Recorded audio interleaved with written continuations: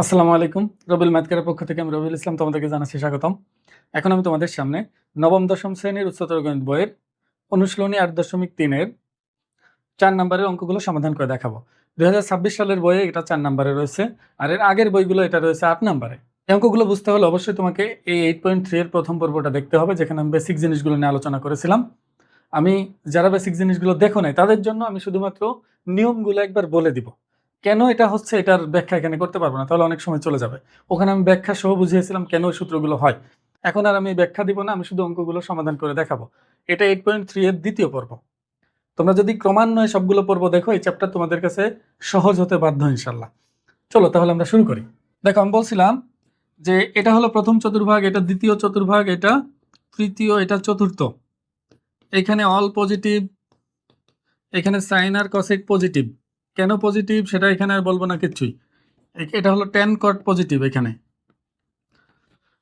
এখানে হলো কস এবং সেক পজিটিভ। আর এটাও বলেছিলাম যে আমরা যে কোনো অনুপাতকে n into pi by two, মানে যেই ফরম্যাটে ভাঙাবো, প্লাস অথবা মাইনাস থিটা। এখানে বলছিলাম n হলো যে কোনো পূর্ণ সংখ্যা, n যে কোনো পূর্ণ সংখ্যা বিলংস টু জেড। আর পাই বাই টু মানে তো 90 ডিগ্রি। আর থিটা হলো সূক্ষ্মকোণ, পাই বাই টু থেকে বড় ছোট, 90 জিরো থেকে বড়, জিরো এর বড়, পাই বাই টু থেকে ছোট। এই থিটা হবে হচ্ছে সূক্ষ্মকোণ। এভাবে ভাঙাতে বলেছিলাম। আর যদি এন বিজোড় হয় তাহলে সাইন কজ হয়ে যাবে, কজ সাইন হয়ে যাবে, ট্যান কট হয়ে যাবে, কট ট্যান হয়ে যাবে, সেক কসেক হয়ে যাবে, কসেক সেক হয়ে যাবে। যারা আগেরটা দেখো না তারা কিন্তু বুঝতে পারবে না, আমি বারবার বলতেছি। আমি দেখো বলছিলাম এন বিজোড় হলে সাইন কজ হয়ে যায়, কজ সাইন হয়ে যায়, ট্যান কট হয়ে যায়, কট ট্যান হয়ে যায়, সেক কসেক হয়ে যায়, কসেক সেক হয়ে যাবে। এটা কেন হয় আমি এটা বলবো না এখানে। এটাও বলছিলাম যে যদি কখনো এরকম মাইনাস থাকে ভিতরে কোণ, তাহলে সাইন মাইনাস থিটা হলো মাইনাস সাইন থিটা, এরকম করতে করতে কজ মাইনাস থিটা হলো কস থিটা। দেখো, শুধুমাত্র কজ এবং সেক মাইনাস থাকলে মাইনাসটা গিলে ফেলবে, খেয়ে ফেলবে, মনে করো সামনে থাকবে না। আর বাকি সবার ক্ষেত্রে এখানে মাইনাস থাকা যে কথা কথা মানে সামনে মাইনাস থাকা একই কথা। এটা কিন্তু আমি বলছিলাম। আমি ধরে নেব তোমরা এটা দেখছো, এবার আমি করতে থাকি। দেখো, এই লেফট হ্যান্ড সাইড থেকে রাইট হ্যান্ড সাইড আমাকে প্রমাণ করতে হবে, মানে বাম পাশটাকে জিরো দেখাতে হবে। আমি বলছিলাম যে আমরা যখন এই বড় বড় কোণগুলো দেওয়া থাকে, এটাকে যখন ভাঙাবো, তখন এই যে নিচে যে সংখ্যাগুলো থাকবে না, এই সংখ্যাগুলো যদি জোড় হয় তাহলে এর অর্ধেকের গুণিতক দিয়ে ভাঙাবো, আর যদি বিজোড় হয় তাহলে যে সংখ্যা আছে এটা দিয়ে ভাঙাবো। তাহলে বলো, এখানে কত আছে? 10, 10-এর অর্ধেক কত? 5, 5-এর গুণিতক হলো 0, 5, 10, 15, 20, এভাবে চলতে থাকবে। জিরোকে আমি সবার গুণিতক হিসাবে চিন্তা করতে পারবো, কারণ জিরোকে যে কোনো সংখ্যা দিয়ে ভাগ করা যায়। তো এই সংখ্যাগুলোর মধ্যে এই 17 সবচেয়ে কাছাকাছি কার? 15-র। তাহলে আমি কি করব? 17-কে ভাঙাবো হলো 15 পাই যোগ 2 পাই। আমি একেবারে বিস্তারিত ভেঙে লিখতেছি, পরবর্তীতে তোমরা শর্টকাট করবা, 2-1 লাইন কম করবা। বলো 13 কার কাছে? 10-এর গুণিতক এটাও 5 হবে, তাহলে 13ও 15-র কাছে। দেখো 13-তে 15, 13 দূরত্ব 2, তাহলে 13 আছে না, আমি লিখবো কি? 15 লিখবো। তাহলে বলো 13 থাকলে কি 15 লেখা যায়? 13 বানাইতে হলে 2 বিয়োগ দিতে হবে এখানে, নিচে 10। আর এটা আছে কত? 9। তাহলে 10-এর অর্ধেক 5, 5-এর গুণিতক 10-এর কাছে, এটা দেখো 10-এর কাছে, 9 হলো 10-এর কাছে। তাহলে আমরা লিখতে পারবো cos 10 পাই মাইনাস পাই, নিচে হলো 10। ওই যে 10 থেকে 1 গেলে 9 হয়। এবার এখানে cos পাই বাই 10, শেষে আছে হলো cos পাই বাই 10। বলো, উপরে আছে পাই মানে একটা 1। এখন বলো তো এই 1 কি শূন্য এর কাছে না? যদি শূন্য এর কাছে হয় তাহলে ভাঙানোর দরকার নেই, ভাঙানো যে কথা না ভাঙানো সে কথা। যেহেতু 0 এর কাছে তাহলে সেটা ভাঙাবো না, যেটা 0 এর কাছে হয়ে যাবে সেটা ভাঙাবো না, সবসময়ের জন্য এটা মনে রাখো। এবার দেখো, আমি এটা নিচে এটা একবার, এটা নিচে এটা একবার লিখবো। cos 15 pi by 10 plus 2 pi by 10, এটা পাচ্ছি হলো cos 15 pi by 10 minus 2 pi by 10। আর এখানে আছে হলো cos 10 pi by 10 minus pi by 10। আর সবার শেষে cos পাই বাই 10 রয়ে গেল, এটা ভাঙাইনি যেহেতু। এবার দেখো, এটা কাটাকাটি করলে 3/2 হবে, 3/2 5 দিয়ে কাটলে। তার মানে আমরা পাচ্ছি হলো এখানে 3 গুণ পাই বাই 2, এটাকে একটু সুন্দর করে লিখলাম। আর এটা কাটাকাটি করলে শুধু পাই বাই 5। এটা কি হবে দেখো, এখানেও 3/2 cos 3π/2 মাইনাস π/5, আর এটাও কাটাকাটি করলে আসতেছে হলো cos পাই, শুধু পাই, মাইনাস π/10। আর এটা তো আমরা ভাঙাই নি, এটা যা ছিল তাই রয়ে গেছে। এইবার আমরা দেখো, আমি কিন্তু এখানে একটা লাইন অনেক বেশি করছি, এটা তুমি যখন বুঝে যাবে এটা কমাই করতে পারবা, সমস্যা নেই। এইবার আমরা চতুর্ভাগের হিসাব করব, প্লাস না মাইনাস চতুর্ভাগের হিসাব করব। দেখো দুইটা জিনিস মাথায় রাখবা, কোন চতুর্ভাগে যাচ্ছে এর জন্য প্লাস না মাইনাস হবে, আর জোড় না বিজোড় গুণ π/2 এর সাথে মানে 90 এর সাথে, তার জন্য অনুপাত চেঞ্জ হবে। এই দুইটা খেয়াল রেখো। 3টা π/2, এখান থেকে সবসময় হিসাব শুরু হবে, এখান থেকে যেহেতু প্লাস ঘড়ি কাঁটা বিপরীত দিকে যাবে। 1টা π/2, 2টা π/2, 3টা π/2, π/2 মানে কিন্তু 90 ডিগ্রি, এতটুকু গেলে 90 ডিগ্রি, এ আর একটা 90 ডিগ্রি, এ আর একটা 90 ডিগ্রি, মানে 3টা 90 হয়ে গেল। সাথে কিন্তু আরও কিছু একটা আছে, সেটা পজিটিভ, তাহলে আরও একটু ঘড়ি কাঁটা বিপরীত দিকে যাবে। তার মানে এটা কয় নম্বর চতুর্ভাগ হলো? চতুর্থ চতুর্ভাগ। আর চতুর্থ চতুর্ভাগে কস প্লাস, এই জন্য কোনো চিহ্ন দিলাম না, কোনো চিহ্ন দেই নেই মানে প্লাস। π/2 এর সাথে 3 গুণ, যেটা একটা বিজোড় সংখ্যা, তাহলে কজ হয়ে যাবে হলো সাইন। আর এই রেফারেন্স কোণটা শুধু বসে যাবে এখানে, যা কোণ আছে আর কি, এই যে কোণটা আছে এটা বসে যাবে আর কি। এটা অবশ্য আসল রেফারেন্স কোণ না, কারণ এখানে যদি জোড় গুণিতক থাকতো তাহলে এটাকে আসল রেফারেন্স কোণ বলা হতো, কিন্তু তারপরে এটাকে রেফারেন্স হিসাবে নিয়ে আমরা কাজ করতেছি, যেহেতু এটা বললাম। এবার এটা দেখো, 3টা π/2, 1টা 2টা 3টা মাইনাস, তার মানে ঘড়ি কাঁটার বিপরীত দিকে না, ঘড়ি কাঁটার দিকে যাবে, এই তো। আর এগুলো সবই সূক্ষ্মকোণ, এদিকে যা আছে সবই সূক্ষ্মকোণ, ডান পাশে যা থাকবে, তার মানে এই ঘরে অতিক্রম করবে না, এই ঘরে রয়ে যাবে। এই ঘরে কি কজ প্লাস না মাইনাস? মাইনাস, তাহলে দিলাম মাইনাস। π/2 এর সাথে কি গুণ? বিজোড় গুণ, তাহলে কজ হয়ে যাবে কি? সাইন। আর এই π/5 বসে যাবে। দেখো এই চিহ্ন কিন্তু আসবে না এখানে, তুমি আবার ভেবো না স্যার এই মাইনাস মানে এখানে আসছে না, এই মাইনাসের জন্য আমি ঘড়ির কাঁটার দিকে গেছি, আর এখানে প্লাস ছিল এই জন্য এখান থেকে ঘড়ির কাঁটার বিপরীত দিকে গেছে এতটুকু। আর এই যে এখানে মাইনাস আসছে, এটা চতুর্ভাগের কারণে, চতুর্ভাগ যেহেতু কজের না এটা, এই জন্য মাইনাস আসছে। এবার এটা দেখো, পাই, পাই মানে কি? 180, এই পাই মাইনাস π/10, তাহলে আরো একটু ঘড়ি কাঁটা বিপরীত দিকে যাবে, তার মানে এটা ঘড়ি কাঁটার দিকে এতটুকু আসলে এটা দ্বিতীয় চতুর্ভাগ হয়ে গেল। দ্বিতীয় চতুর্ভাগে কস প্লাস না মাইনাস? মাইনাস, তাহলে দিয়ে দাও মাইনাস।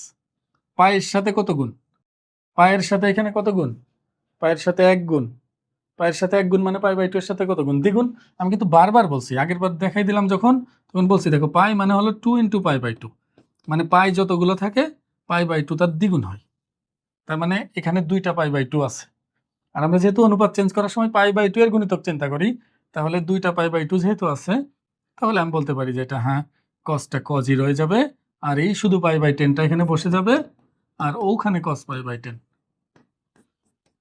তাহলে এই cos π/10 মাইনাস cos π/10 কাটা, এটা কাটা, তাহলে এটা 0, এটা রাইট হ্যান্ড সাইড। আমি আশা করব তোমরা বুঝতে পারছো। এবার পরেরটা দেখো, দেখো আমি তুলবো না, এখান থেকেই করাবো। দেখো লেফট হ্যান্ড সাইড মনে করো আমি তুলছি, এখানে কত আছে? 7, 7-এর গুণিতকে ভাঙাবো, বলো 7-এর গুণিতক কত হয়? 7-এর গুণিতক হলো 0, 7, 14, 21। এখন দেখো তো, এই যে উপরে একটা পাই আছে, এক কি 0 এর কাছে না সবচেয়ে, তাহলে এটা ভাঙাবো না, যা আছে তাই থাকবে, sin স্কয়ার π/7 রয়ে গেল প্লাস। এবার দেখো তো নিচে কত? 14, 14 জোড় সংখ্যা, তাহলে 14-এর অর্ধেক নিয়ে কাজ করব, তাহলে 7 নিয়ে কাজ করতে হবে। এই গুণিতক তো একই আছে, কত? 5, 5 কার কাছে? 7-এর, তাহলে 7টা যেহেতু আছে, তুমি বলো 5কে কি লেখা যায়? 7 - 2, তাহলে sin স্কয়ার এটা হবে হলো 7π - 2π, নিচে হলো 14, আর এখানে আছে 8টা, এটা এমনি দেখেই বোঝা যাচ্ছে 7π প্লাস 7π প্লাস পাই, 8টা পাই হলো, কারণ 7-এর গুণিতক তো একই। তো এখানে আবার 14, 14-এর অর্ধেক কত হবে? 7, এটাও একই, তাহলে 9টা, 9 ও 7-এর কাছে, সব 7কেই ধরছে, তাহলে sin স্কয়ার তোমার 7π প্লাস 2π, 9 বানানোর জন্য প্লাস 2 দিতে হবে না? 14, এটা। এবার দেখো এখানে একটা লাইন আমি কম করবো, আগেরটা বেশি করছে, এখানে কম করব। এখানে দেখো এটার নিচে এটা একবার, এটার নিচে এটা একবার লিখবো, এর নিচে এটা লিখলে আসে হলো 7কে 14 দিয়ে কাটাকাটি করলে π/2, আর 2কে 14 দিয়ে কাটাকাটি করলে হবে π/7, আর এখানে আবার sin স্কয়ার 7কে 7 দিয়ে কাটলে হয় শুধু পাই, পাইকে 7-এর নিচে লিখলে π/7, আর এখানেও sin কাটাকাটি করলে আসবে π/2, এটার সাথে এটা কাটলে হবে π/2 প্লাস এটা কাটলে হবে π/7। এবার দেখো sine square pi by 7 plus এটা কোন চতুর্ভাগে যাচ্ছে বলো? Pi by 2 minus 7। খেয়াল করো এখানে একটা জিনিস বোঝার আছে, এই যে pi by 2 minus pi by 7 মানে আবার ব্যাক করতে হবে, এটা প্রথম চতুর্ভাগে না? এখানে একটা জিনিস তুমি লক্ষ্য করো, এটার মানে কি? এই যে এটা নিয়ে তুমি একটু চিন্তা করো, sine square pi by pi plus pi by 7 এর মানে কি? এর মানে কি যে এটা না, এই যে এটা না হোল স্কোয়ার, কারণ এখানে স্কোয়ার থাকার হোল স্কোয়ার থাকা তো একই কথা। তাহলে আমরা কোন চতুর্ভাগে যাচ্ছে, এটা কোন চতুর্ভাগে যাচ্ছে এটা কেন দেখি? কোন চতুর্ভাগে যাচ্ছে এটা এই জন্য দেখি যেন প্লাস হবে না মাইনাস হবে এটা নিশ্চিত করতে পারি। তুমি বলো তো একটু, এই যে এখানে স্কোয়ার থাকলে ধরে নাও যে এটার মান কোনো উপায়ে মাইনাস চলে আসলো, মাইনাস এসে পড়ছে মনে করো, তাই স্কোয়ারের কারণে এই মাইনাস কি আর মাইনাস থাকতে পারবে নাকি প্লাস হয়ে যাবে? অবশ্যই প্লাস হয়ে যাবে। তার মানে আমি বলতে পারি যদি কখনো স্কোয়ার থাকে এরকম, তাহলে আমার কিন্তু আসলে এখানে স্কোয়ার নাই, আছে তো, এটা দেয়নি কেন? তো এখানে স্কোয়ার যদি থাকে তাহলে আমার দেখারই দরকার নাই কোন চতুর্ভাগে যাচ্ছে, তখন আমি একটা জিনিস দেখবো শুধু, সেটা হলো জোড় না বিজোড় গুণ পাই বাই 2 এর সাথে অনুপাত চেঞ্জ হবে কিনা এটা দেখবো সবসময়ের জন্য। যখনই স্কোয়ার থাকবে তখনই মনে করবো অঙ্কটা তোমার জন্য সহজ, কারণ তোমার কোন চতুর্ভাগে যাচ্ছে এটা খুঁজাই লাগবে না, তুমি শুধু জোড় না বিজোড় গুণ এটা দেখো, তাহলে আমরা এটা ধরেই নিব যেগুলো সবই প্লাস হবে, সব ফলাফল আমি প্লাস পাবো। তাহলে এখানে পাই বাই 2 এর সাথে কত গুণ? 1 গুণ বিজোড়, তাহলে যেহেতু 1 গুণ তাহলে সাইন আর সাইন থাকবে না, এটা কি হয়ে যাবে? কজ হয়ে যাবে। সাইনকে কজ বানিয়ে দিলাম আর এই থিটাটা শুধু বসে যাবে এখানে। কেন হয় সেটা কিন্তু আমি আগেই বলছি, দেখো এখন বলো পাইয়ের সাথে কত গুণ? 1 গুণ, তার মানে পাই বাই 2 এর সাথে কত গুণ? দ্বিগুণ হবে। আমি বলছি পাই যদি একটা হয় পাই বাই 2 দ্বিগুণ হয়, কিন্তু বারবার বলতেছি তারপর তোমরা অনেকে বুঝো না। এই যে এই 2 2 কাটলে এটা হয় না, যদি দুইটা পাই হয় তাহলে এটা 4টা পাই বাই 2 হয়, তার মানে দ্বিগুণ হয়ে যায়, পাই বাই 2 হয়ে যায় দ্বিগুণ। তা একটা থাকলে পাই বাই দ্বিগুণ হবে মানে জোড় সংখ্যা, তাহলে জোড় যেহেতু সাইন স্কোয়ারই রয়ে যাবে, শুধু পাই বাই 7 বসে যাবে সাথে। এটা আবার বিজোড়, তাহলে সাইন থাকবে না, এটা হয়ে যাবে কজ, আর এই কোণটা বসে যাবে। এখন বলো sine square plus cos square কত হবে? 1। আর এখানে sine square plus cos square কত হচ্ছে? 1। তাহলে 1 প্লাস 1 কত হচ্ছে? 2। এটাই, হ্যাঁ এটাই রাইট হ্যান্ড সাইড। আমি আশা করব বুঝতে পারছো। যারা বুঝে নাই তারা অবশ্যই এইখানেই থামিয়ে রেখে ভিডিও প্রথম পর্বে যাও, এই চ্যাপ্টারের প্রথম পর্বে যাও, ভালো করে দেখে আসো, এটা একেবারে পানির মতো সহজ হয়ে যাবে দেখবা। চলো পরেরটা দেখি। এটা লেফট হ্যান্ড সাইড দেখো 7টা, দেখো বিজোড়, তাহলে 3-এর গুণিতকই ভাঙাবো। বলো 3-এর গুণিতক 7 কার কাছে? 3 দুগুণী 6 এর কাছে না? দেখো 6 আছে, 9 আছে, 3-এর গুণিতক 12 আছে, তাই 7 হলো সবচেয়ে 6-এর সব থেকে কাছে, যেটা সবচেয়ে কাছে হবে সেটা ভাঙাবো, তাহলে 100% শিওর মিলে যাবে। তাহলে 6 পাই প্লাস পাই হবে এখানে, নিচে হলো 3 ইন্টু কজ 13, তাহলে 6 দুগুণী 12 এর কাছে। একটু ভালো করে লক্ষ্য করো, আমি কিন্তু বলেছিলাম যে 6 আছে না এখানে, যদি জোড় হয় তাহলে অর্ধেক নিয়ে কাজ করব। 6-এর অর্ধেক কত? 3। 3-এর গুণিতক ভাঙে গুনতে থাকলে 3 4-এ 12 আসবে না, 12 সবচেয়ে কাছে না 13-এর, এই জন্য 12 লিখছি। প্লাস একটা হবে, তাহলে 12-এর 1 কত? 13 মাইনাস কজ, আবার 3-এর কত কাছে? 6-এর কাছে এটা, তাহলে 6 পাই মাইনাস পাই। আবার দেখো 6, তাহলে 3 নিতে হবে, অর্ধেক নিতে হবে, জোড় হলে অর্ধেক নিতে হয়, যেহেতু জোড় হরের মধ্যে তাহলে অর্ধেক নিব, তাহলে 3 4-এ 12, 12-এর কাছে এটা, তাহলে সাইন 12 পাই মাইনাস পাই, নিচে হলো 6। এবার দেখো এটা নিচে এটা নিচে এটা লিখে ফেলো, তাহলে সাইন 3 দুগুণী 6 2 pi plus pi by 3, cos 6 দুগুণী 12, তাহলে 2 pi plus pi by 6, minus cos কাটাকাটি করলে এটা হবে 2 পাই, এটার নিচে গেলে হবে পাই বাই 3, এটা কাটাকাটি করলে হবে sine 2 pi minus pi by 6। দেখো এটাকে 6 দিয়ে ভাগ, এটাকেও 6 দিয়ে ভাগ দিলে এটা আসে। এবার বলো এটা কোন চতুর্ভাগে যাচ্ছে?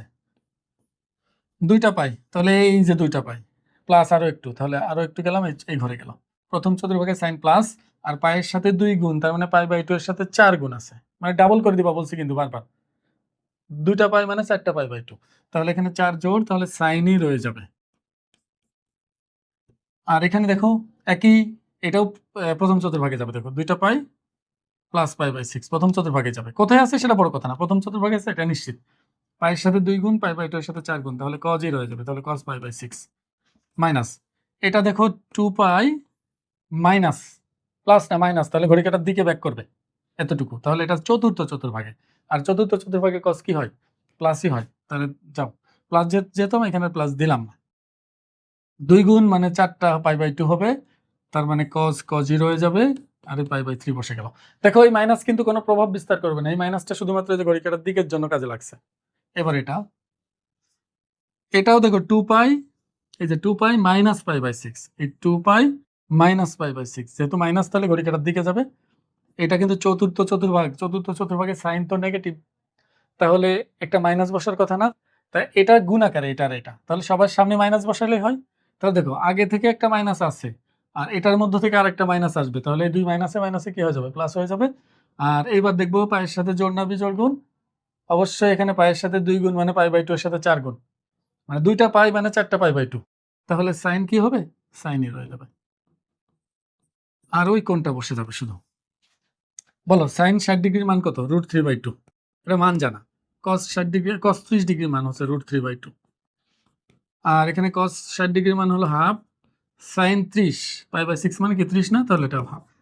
তাহলে ফলাফল আসতেছে এখানে √3 গুণ করলে হয় শুধু 3, কারণ √3 আর √3 গুণ করলে √3 এর স্কোয়ার হয়, স্কোয়ার রুট কাটলে শুধু 3 আসবে। 2 গুণ 2 কত আসবে? 4, প্লাস উপরে 1 1 1, নিচে 2 2 কত? 4। তো এখন আমি 4 আর 4 এর লসাগু করলে 4 হয়, 3 আর 1 যোগ করলে 4, 4/4 কত? 1। এটা হয়তো বা একটু বড় হয়ে গেছে, কারণ সরাসরি কোনো সূত্রের সাথে মিলে নাই, কিন্তু অঙ্ক হয়ে যাবে। এই নিয়মে করলে 9 10 সব অঙ্ক হয়ে যাবে, সমস্যা নেই। এবার ঘ নম্বরটা দেখো,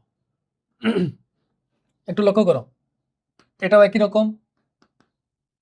13টা, এখানে আছে কত? 3, 3 গণিত কত এর কাছে? 13, 12, তাহলে 12π প্লাস π,